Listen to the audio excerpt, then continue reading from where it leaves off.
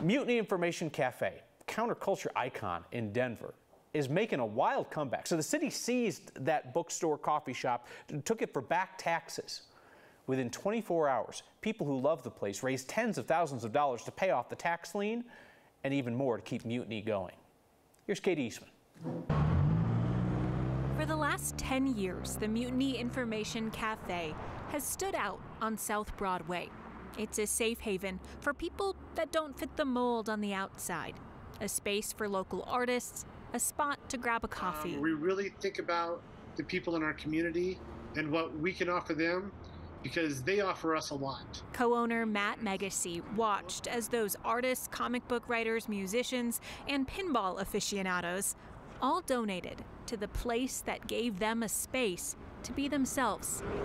In 3 days, they raised more than $57,000 to help the cafe pay back the more than $30,000 in taxes they owed to the city of Denver. Well, we'd already been wary of the fact that, we have lots of bills to pay. Matt has heard the naysayers who tell him and his business partner they made bad business decisions.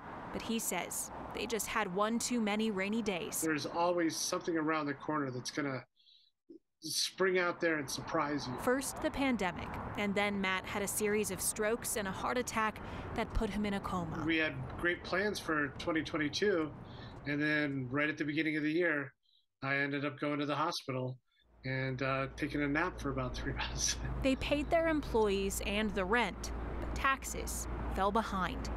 With this money raised, they'll be able to pay off more than just their taxes and continue to survive on South Broadway. I can't imagine doing anything else, really.